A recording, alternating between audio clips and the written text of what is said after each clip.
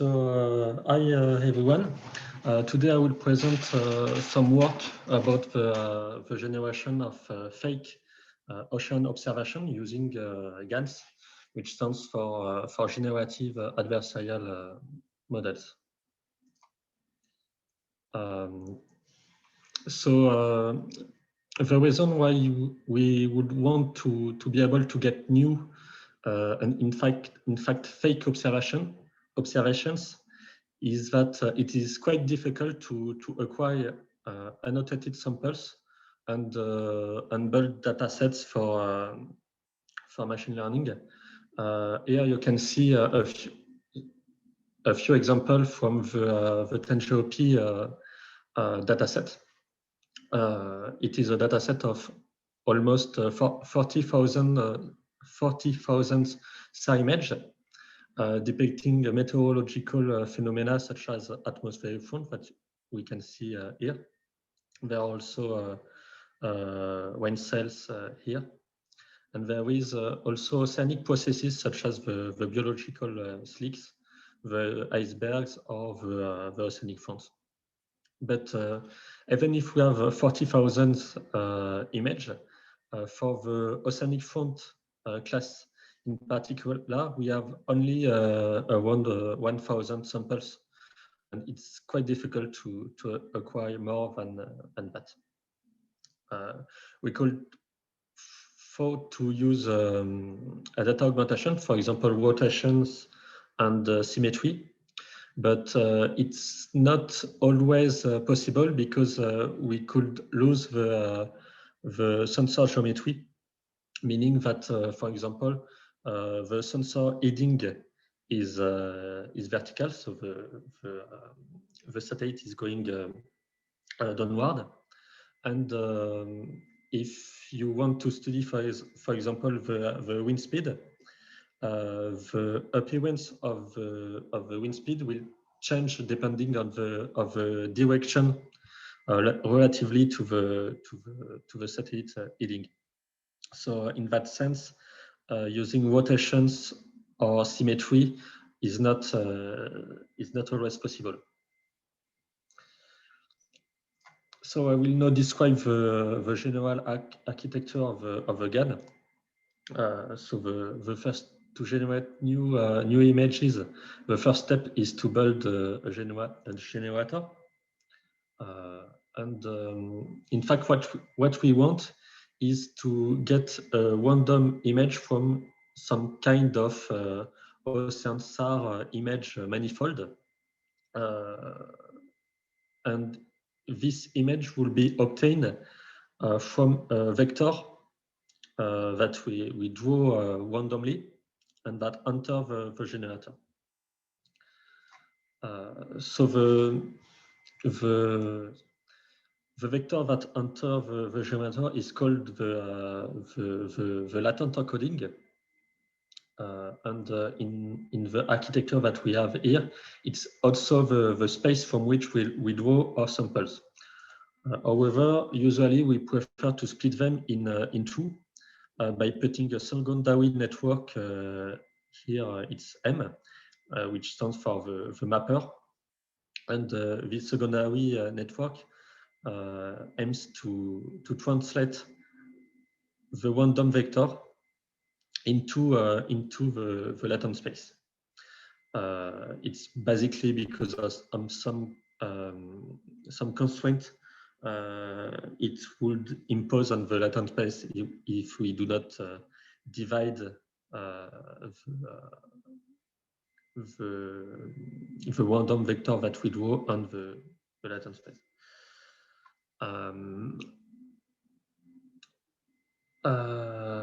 There is also an interest to this latent space because it's a quite small encoding of the image, and it could be used as a base for fully supervised learning. So the model that we use usually, the categorizer, the segmenter, the regressor, we could use the latent space and not the image as the input, it will quite accelerate the training of all our network, especially since this latent space will be computed completely in an unsupervised way.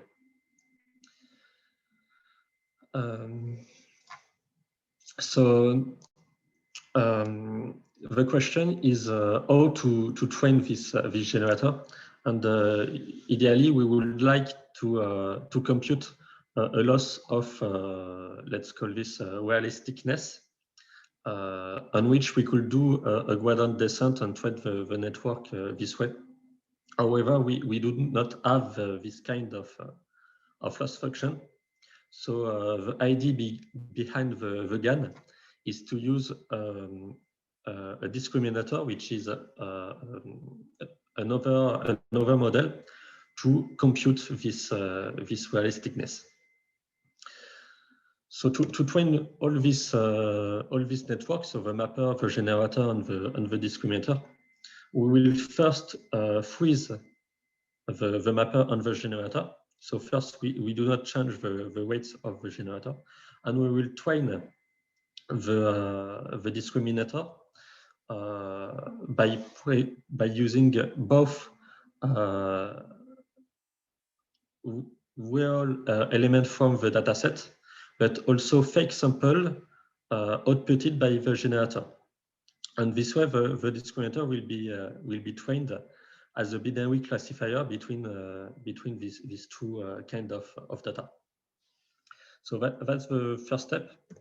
In the second step, we will unfreeze the mapper of the generator. We will freeze the discriminator, and we will train the generator and the mapper to minimize the output of the discriminator. Because if the image is real, the discriminator should output 0. So we try to minimize the output of the discriminator. And once we have done these two steps, we will simply loop a lot of time on these two steps. And the generator and the discriminator will gradually become more and more efficient. On this slide, you can see a few examples of true SA image that I extracted some weeks ago. And on the left, you have some generated samples from a GAN which was trained from a dataset of 30,000 samples. So we can see that we can have both large processes such as these things, which could look like a WAN cell, and we have also underlying waves that begins to appear. Here we have even a smaller island, it seems. However, we don't have any kind of control on what is outputted by the network. We randomly pick them, but it can be any kind of image. So we will not tweak the architecture, so we are able to choose what we draw, and this is the what we call a conditional GAN. I put the differences with the classical GAN in red. So there is not much things to change to encode the conditioning. Here we are conditioning on the different classes from the 10GOP dataset. So we want to be able to choose if we want to draw an iceberg, a WAN cell, an atmospheric phone, etc. So the first things to change is the random vector that enter the mapper. Since we concatenate a one-hot encoded vector, which denote the class of the processes that we want to do. And the second things to change is the output of the discriminator, as it will not only output the one what I call the realisticness, but in fact we will output a vector of as many elements as we have of classes. And for each classes, the discriminator will decide if the input looks real or not. So there is not much things to change. And here you can see an example of what is outputted for each phenomena. So the result are quite convincing, and we can see clear differences between the different classes. There is, however, sometimes a failure on the conditioning. For example, here we wanted to draw an atmospheric font, but in fact the output looks more like an oceanic font, and this is since the discriminator has to learn to output 10 values and not only one, as in the classical GAN, it's quite more difficult to train a conditional GAN. There is also a secondary, a second way to conditionate the network. So if we look at the paper, for example, for StyleGAN, there was two inputs. There was one input which was the random vector, but there is also a random noise, which is a random image which enter the generator. In the paper, they said it was to help to simulate the texture, because they were working on the dataset Celeba, which are photo of people, and in their case study, the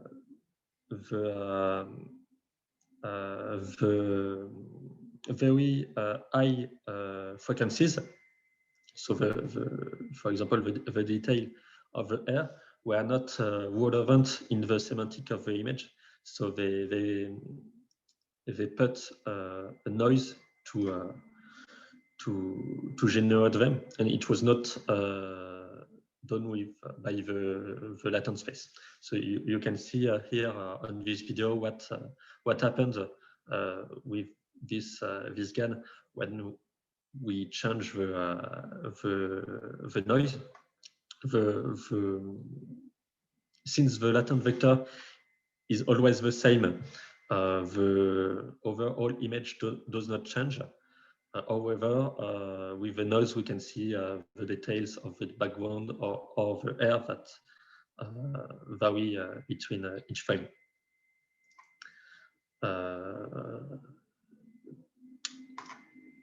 And as it is also an image input, we can also use it quite differently to put a condition of our network or on our generator. We will use real images, for example, to enter the network, and we can change the loss to compute both the discriminator, both the loss given by the discriminator, but also distance between this new input and the generated image. It will be quite better explained with example. So at the top of the plot, we have what enter the noise input. So there are parts of real image that were masked, And if we put a loss that try to minimize the distance between the generated and the noise input on the unmasked part, we can build a conditional GAN to reconstruct the parts that were masked. And we can see here on this generated part that it can works a little. For example, here we have a faint atmospheric front that is reconstructed and that rely that link the part that were not masked in the output.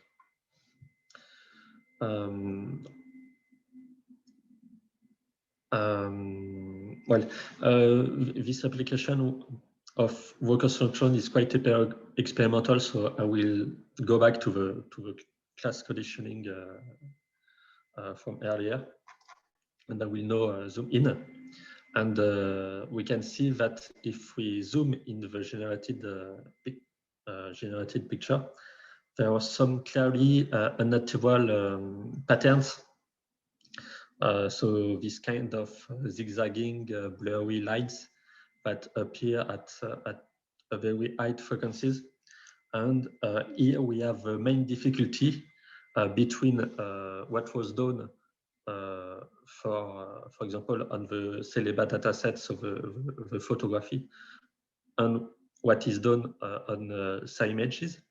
It's that the high frequencies are very, very important in SciImage. Here we have a plot of the power spectral density of the Celeba dataset and the 10GeoP dataset, and we can see that on the photo the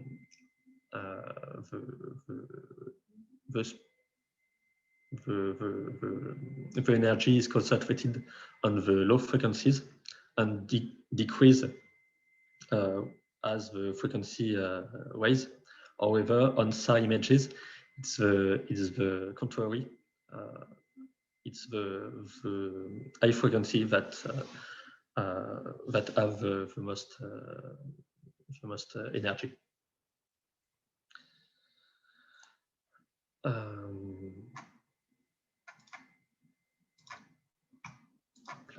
And if we look at what happened during the training of the network, so we have here in red the power spectral density of the true datasets, the dataset of SciImages, and we have in blue the DSP of the generated images, and we can see that the GAN was not able to have the same kind of DSP, especially on the highest frequencies, and this is what explains the difficulty that we saw on this slide. I will now leave the SAR domain to explain more broadly what we can how we can generate new samples, especially for data augmentation. And I will now use the model that was trained on the Celeba dataset. So the first possibility to generate new samples is simply to interpolate between two latent recordings of two generated image, and here we can see I use a genetic algorithm to find a path between the source image and the destination image, and we can have all kind of image in between in between these two. There is also this video that I already showed. We change simply the noise, the noise input, and we can see that the semantic of the image is still the same, as we do not change the latent vector. There is also the possibility to slightly change the latent vector, but it's quite dangerous because we can see that quite quickly the overall image change a lot. If we look at what it gives on SAR images, first with a fixed latent vector, and we only change the noise. In fact, we can see that the latent vector does not contain much information. It's mainly the variable noise that define all the pattern that we see in the image, especially in the top left picture. We can see maybe it's some kind of brain cells that appear, but they are not. Their position is not encoded in the latent vector. So it's quite difficult. It's still because of the highest frequencies that are difficult to simulate. And if we look at what it gives, is if we have a fixed noise and a variable latent vector, we can see that yeah, the latent vector is not very meaningful. It can encode some kind of size maybe, but it does not do much. Another important point is the possibility to invert the generator, because until here we have a lot of encoding, and we generate the image, but we are not working with, for example, variational autoencoder, which have also the possibility to go from an image to an encoded part. So it's quite tricky to do this with GAN to encode an image. And one possibility is to create a data set of pairs of latent vector and generated image. And we can create a data set of any size, since we can generate new sample on demand. And once this data set is built, we only have to train a network, for example, Inception V3, to regress the latent vector. However, we can see that it does not change. It does not work very well. On the first image, we can see that the image is very similar, but quite different. And if we iterate on the regression, meaning that we put the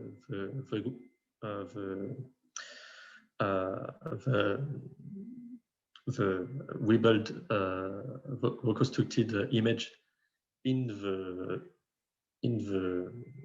inverter once again, we can see that in fact we will always end up with a small number of pictures that are very far from the origin. So with this kind of framework, it's difficult to get to estimate the latent vector from an image.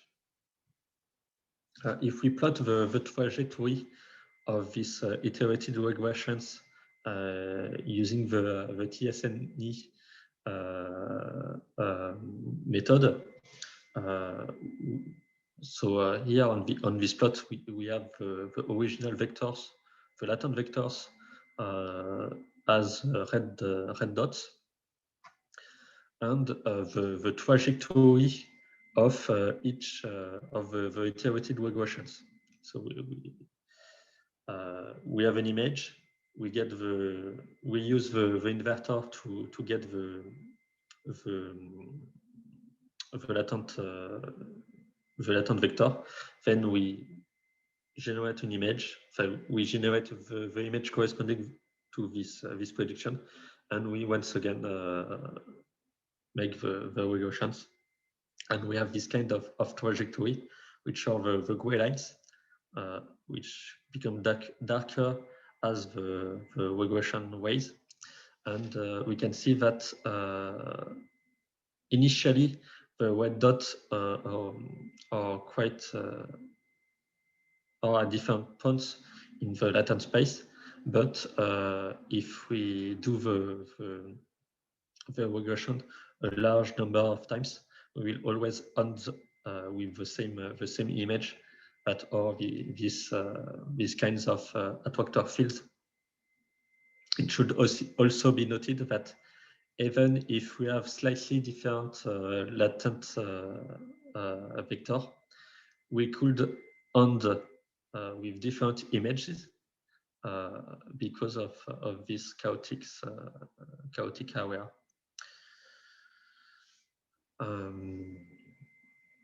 There is also an alternative to retrieve the latent code. Here it was done with an Inception v3 and a dataset of latent code and images, which has the advantage of being very, very quick, since it only takes 1 second to invert a batch of images. However, there is also the possibility to perform a gradient descent to minimize the distance between the actual image and the reconstruction. And the problem is that it takes a lot of time. It switches more correcting reconstruction, but it takes a few minutes per image and not 1 second for a batch of them. So to conclude, we are able to generate convincing fake SAR images, but the fact that they are artificial become clear when we zoom inside the picture. We are also able to more or less invert the generator to get the latent encoding.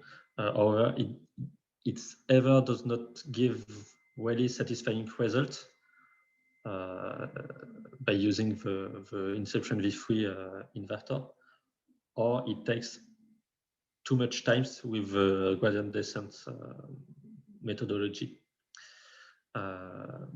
However, despite these difficulties, we can generate new samples. So here we are not yet on the able to generate new sample for SAR images. We are only able to do this for Cerebral dataset. But at least we show that it's possible to do a small displacement in the latent space to change the image. And as I said, the main difficulty is to get the generation of these very high frequencies. So thank you for your attention. Don't know if you have questions. Can I ask a question? Yes. So in your spectrum, the picture you just showed us a second ago, spectrum, the spectrum curve. Yeah, this one. No, this one. Yeah. So basically, your blue curve is constantly lower than the red curve. Does this mean that, for example, the L2 norm of your image is constantly smaller than the true sample? So on this video, the wet curve of the true samples that we use to train the GAN. Yeah. And the blue is the DSP of the generated image during the training. So we can see that. It seems that after a few, so basically the blue curve is always lower than the red curve. Yes. Is this an issue, or you think this does not matter? It's not really an issue on most of the picture because it's still quite near. However, we can see that the difference is quite high on the highest frequencies. So, and this is what we see here, that we have this kind of high frequency patterns, but they are not realistic. Yeah. Okay. And I have another question. So you have showed us a slide where you can continuously transport or transform one phase to another phase. On this one, you can continuously transform one phase to another phase. Yes. So is this trajectory fixed, or is it random trajectory? Here we use a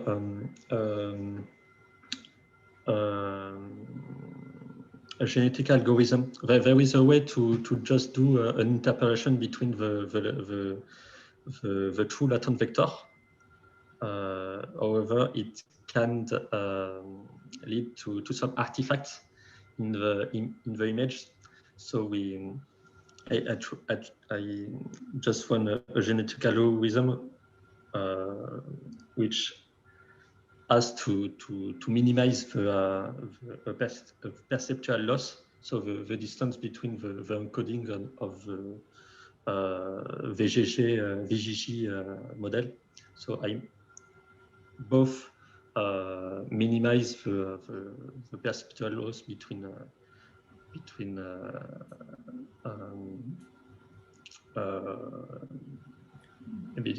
each frames. But there are a lot of methods to go from one latent vector to another. But basically, all of these methods are they random, or are they? Sorry, can you repeat, please? Are these the trajectory from one image to another image? So is it a random trajectory, or is it? No, it's not random. At least in the way I implemented the genetic algorithm, it should always give the same result if we. No, I say something dumb because it's genetic algorithm. So of course there was some kind of randomness since we select each the part that we keep between the population of our elements. So yes, it's random. Sorry.